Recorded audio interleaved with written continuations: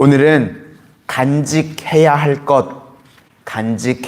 것이라는 제목으로 하나님의 말씀을 증거하도록 하겠습니다. 오늘 본문 1절부터 12절까지는요, 우리가 2절씩 간직해야 될 것 6가지에 대해서 기록이 되어져 있습니다.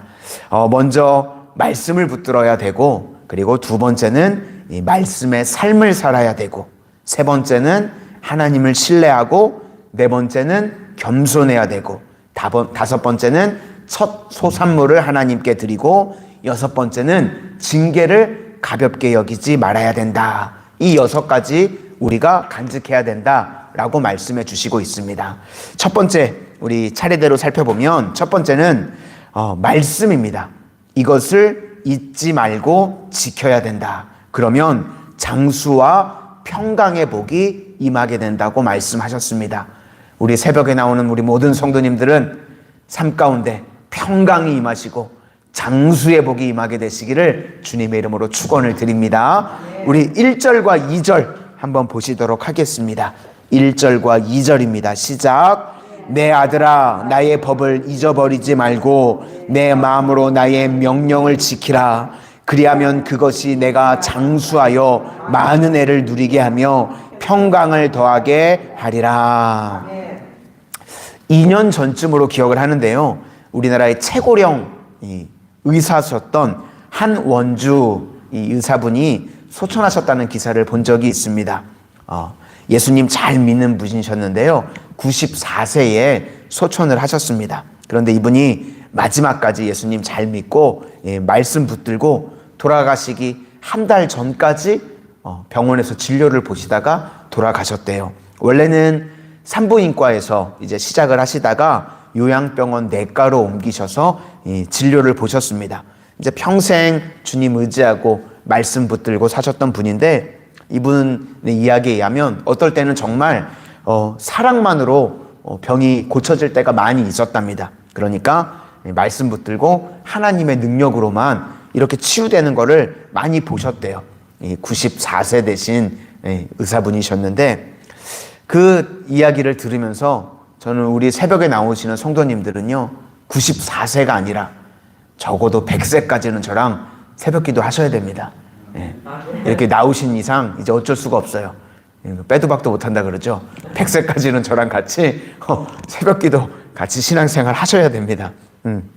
우리가 나이가 들면요, 이제 경험이 쌓이니까요, 사실 해주고 싶은 이야기들이 많이 있습니다. 그렇죠? 나이가 쌓이게 되면 우리가 이제 연륜이 있다고 그러고 경험이 쌓인다고 그러니까. 그런데 이 말씀을 붙드는 사람들의 특징은요, 말이 별로 없습니다.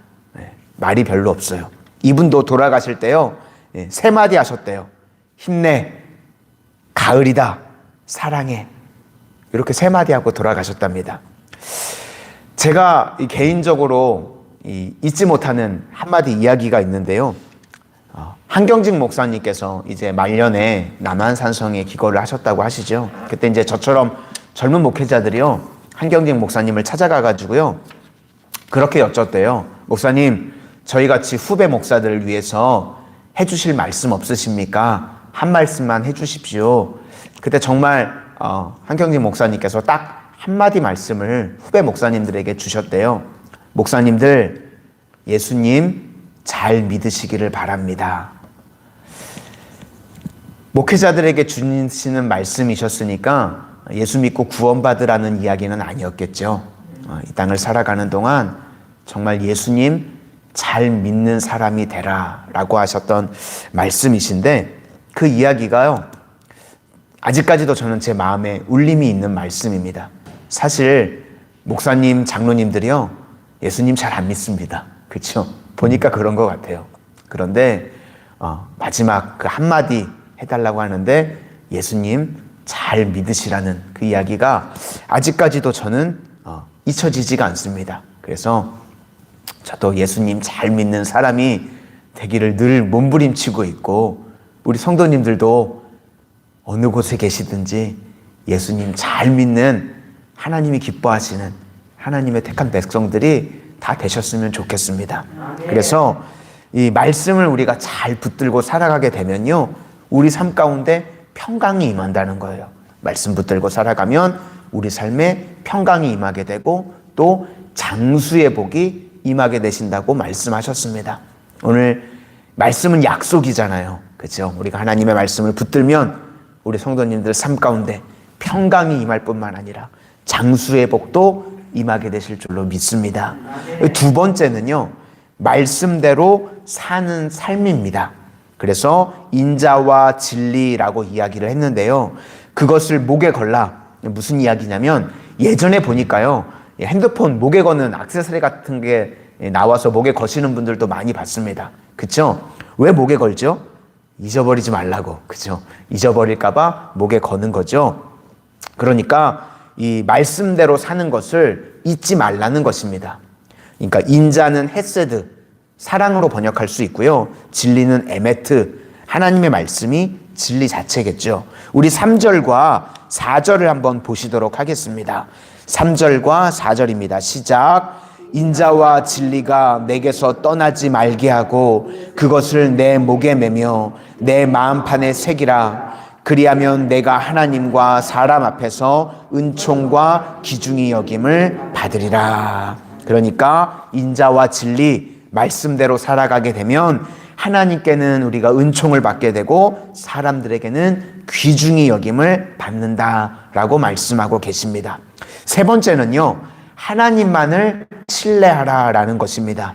내 명철 의지하지 말고 하나님 의지하면 하나님께서 길을 인도해 주신다는 것입니다. 우리 5절과 6절을 보시겠습니다. 5절부터 6절입니다. 시작. 너는 마음을 다하여 여호와를 신뢰하고 내 명철을 의지하지 말라. 너는 범사의 그를 인정하라.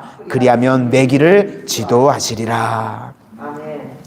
우리가 보이는 것으로 살아가게 되면요, 자기 명철 의지하게 되어 있습니다. 왜냐하면 인간은 자기 눈에 보이는 것밖에 안 보이니까. 그런데 실제로는요, 보이지 않는 것들이요 훨씬 더 많이 있습니다. 그렇죠? 오늘 우리가 가장 처음에 불렀던 선한 능력으로 이 제목의 찬양이요, 본회퍼 목사님이요 지으신 찬양 이 가사인데 1944년 돌아가셨습니다. 이 독립이 되기 1년 전에 히틀러에게 죽게 됐는데요. 그리고 4년 전에 옥중에 있을 때 옥중 서신과 함께 쓰여진 가사가 선한 능력으로, 이 찬송가 가사입니다. 찬양 가사인데 당시에는요, 히틀러가 전 국민의 지지를 받고 사랑을 받았었던 인물입니다. 그렇죠? 강력한 힘도 있고 뭐 제3세계를 만들었다고 능력도 있었습니다. 정말 그 당시는 이 히틀러가요, 하늘을 찌를 듯한 인기를 가지고 있었습니다. 반면 본 회퍼는요, 누군지도 정말 모르는 일개 무명의 목사였습니다. 아무도 알아주지 않고 아무도 모르는. 근데 말씀 붙들고 하나님만 신뢰하고 나아갔더니요, 지금은 히틀러를 좋아한다는 분을 저는 개인적으로는 본 적이 없습니다. 그렇죠? 그런데 본회퍼 목사님은요, 지금도 계속해서 사람들이 되뇌이고 그분의 옥중서신 책도 보게 되고 또 그분이 주었던 선한 능력으로 이 찬양도 계속해서 불려지고 있는 것을 보게 됩니다. 그러니까 히틀러와 같이요, 눈에 보이는 거 따라가다 보면 그 당시에는 대단한 것 같고 능력이 있어 보이는데 그거 아무것도 아니라는 겁니다. 조금만 지나놓고 보면요, 그 세상적으로 대단해 보였던 거요, 그거 아무것도 아닙니다. 그런데 우리가 하는 작은 일 같아 보이는 거, 하나님의 일을 할 때요, 우리가 섬기는 일 부분들이요 작아 보이죠? 그런데 그거요 작은 것이 아니라는 것입니다. 하나님의 큰 계획 속에 일부분이 있다고 한다면 그거는요 하나님의 큰 일이라는 것입니다. 그렇죠? 우리가 작아 보이는 일일지라도 하나님의 큰 섭리 안에 계획 안에 있는 일이라고 한다면 그건 역시도 큰 일이라고 할 수 있습니다. 그래서 고린도전서 3장 6절 말씀에 나는 심었고 아볼로는 물을 주었을 때, 이 별것 아닌 것 같아 보이죠? 그냥 작은 씨 심는 것, 물 줄줄줄 주는 거, 이거 별거 아닌 것 같이 보이죠? 그런데요, 하나님의 큰 계획 속에서는요, 이건 역시 대단한 일입니다. 왜냐하면 자라게 하시는 것은 하나님이시다. 하나님이 자라게 하시는 그 일 가운데 우리를 부르신 거예요. 그래서 심고 물 주는 일을 우리에게 맡겨주신 겁니다. 그러니까 엄청난 계획 가운데요, 우리가 그 일부분의 일을 감당하고 있는 거예요. 이렇게 새벽에 나와서 우리가 교회를 위해서 중보하는 것도요, 이거 작은 일 아닙니다. 그렇죠? 우리가 하나님께서 주신 사명, 남들은 알아주지 않고 보이지 않는 곳에서 사명을 감당할지라도 그거 작은 일 아니라는 것입니다. 하나님의 큰 계획과 섭리 안에 우리가 하나님께서 허락하신 귀한 일을, 위대한 일을 감당하고 있는 줄로 믿습니다. 그러니까 주님 말씀 순종해서 나아가게 되면 반드시 열매 거두는 인생이 되게 되는 줄로 믿습니다. 네 번째는요, 겸손하라는 것입니다. 우리 7절과 8절을 보겠습니다. 시작. 스스로 지혜롭게 여기지 말지어다. 여호와를 경외하며 악을 떠날지어다. 이것이 내 몸에 양약이 되어 내 골수를 윤통하게 하리라. 스스로 지혜롭게 여기는 자의 특징은요, 교만하다는 겁니다. 그죠? 이 교만한 사람들은요, 가르치려고만 하지 배우려고 하지 않습니다. 이 교만한 사람의 특징입니다. 근데 목회자도요, 이런 거에 빠지기가 참 쉽습니다. 말씀을 계속 전하는 일을 하다 보면 가르치려고 하지 배우려고 하지 못할 때가 너무나 많이 있습니다. 그래서 틀린 것도 인정할 줄 알아야 되고 늘 배우려고 하는 자세가 있어야 됩니다. 제가 엊그저께요, 이제 시편이 다 끝나고 잠언서를 새롭게 우리가 시작을 했습니다. 그래서 처음 시작할 때 잠언서는 네 뭉치로 크게 나눠진다고 말씀을 드렸죠. 그래서 이제 마지막 뭉치를 보면 두 장이 남는다고 그랬습니다. 그래서 아글과 르무엘의 시편이 있다라고 말씀을 이제 드려야 되는데, 제가 르무엘인데요, 루엘이라고 그랬대요. 저희 가까운, 누구라고는 말을 안 하겠지만 가까운 사람이 그거 틀렸다고 얘기해 주더라고요. 그래서 제가 잘못했습니다. 근데 틀린 건 틀린 거죠. 어떻게 하겠어요. 그렇죠? 바로 내가 잘못했습니다 라고 인정을 했습니다. 혹시 제가 실수하거나 잘못한 거 있으면 말씀해 주시면 제가 바로 그 자리에서 늘 틀리고 실수하거든요. 그러니까 말씀해 주시면 제가 고칠게요. 그리고 말씀 안 해주셔도 제가 제 깜냥을 잘 알거든요. 늘 실수하고 늘 잘못합니다. 그러니까 부족한 자구나, 많이 배워야 되는구나, 그렇게 받아주시면 되겠습니다. 그러니까 우리도요, 이 땅을 살아가는 동안 학생 정신으로요, 배우면서 살아가는 게 중요한 것 같습니다. 그렇죠? 우리가 모든 분야를 다 어떻게 알 수 있겠습니까? 예전에 책을 보니까 조용기 목사님 말씀으로는 목회자는 모든 부분에 대해서 다 알아야 된다고 말씀을 하시던데, 저는 그렇게는 안 되더라고요. 제가 안 해본 분야는 전혀 모르겠더라고요, 저는. 그러니까 늘 배우는 자세, 우리가 겸손함으로 그런 자세가 필요하다는 겁니다. 그렇게 되면 골수가 윤택하게 된답니다. 그러니까 속이 꽉 찬 인생, 그런 인생이 될 수 있다라고 말하고 있습니다.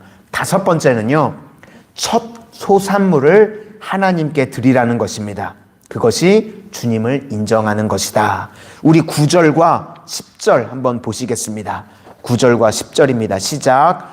내 재물과 내 소산물의 처음 익은 열매로 여호와를 공경하라. 그리하면 내 창고가 가득히 차고 내 포도즙 틀에 새 포도즙이 넘치리라. 우리가 교회 안에서 잘 보면요, 잘 드리는 순으로 부자가 됩니다. 그런데 안 드리는 사람들은요, 반대로 생각을 하죠. 부자니까 많이 드린다고. 여러분, 근데 부자라고요, 많이 드리지 않습니다. 그렇죠? 세상에 나가보면요, 부자들이 훨씬 더 인색합니다. 그러니까 부자라고 잘 드리는 게 아니라 잘 드리니까 부자가 된 거예요. 생각의 전환이 필요합니다. 부자니까 많이 드리겠지. 그런 사람들은 아마 오래도록 힘들 수도 있습니다. 그렇죠? 우리가 잘 드리니까 하나님께서 물질적으로도 부의 축복을 부어주시는 겁니다. 특별히 오늘 본문에 보면 첫 번째 소산물을, 물질이 생기면 우리가 하나님께 첫 번째 것들 하나님께 드리는 게 있잖아요. 그게 오늘 본문에서 나온 겁니다. 그래서 우리가 무엇이 생겼을 때 하나님 앞에 첫 번째 것, 가장 귀한 것, 그거 하나님 앞에 드리면 하나님께서 우리에게 물질의 축복으로도 채워주시고 부어주신다라는 말씀입니다. 저는 우리 새벽에 나오시는 성도님들이 하나님 앞에 가장 많이 드려서 가장 크게 축복받는 인생, 하나님께서 넘치도록 부어주시는 인생들이 되시기를 주님의 이름으로 축원을 드립니다. 이제 마지막 6번째는요, 징계를 싫어하지 말라는 것입니다. 하나님께서 사랑하는 자에게, 사랑하는 자녀에게 징계를 부어주시죠. 우리 11절과 12절 말씀입니다. 마지막 11절과 12절 보겠습니다. 시작. 내 아들아, 여호와의 징계를 경히 여기지 말라. 그 꾸지람을 싫어하지 말라. 대저 여호와께서 그 사랑하시는 자를 징계하시기를 마치 아비가 기뻐하는 아들을 징계함 같이 하시느니라. 우리가 사실 징계를 좋아하는 사람이 누가 있겠습니까? 그래서 히브리서에도 똑같이 인용을 했습니다. 징계가 없으면 참 아들이 아니니라. 사랑하기 때문에 징계를 하는 겁니다. 그렇죠?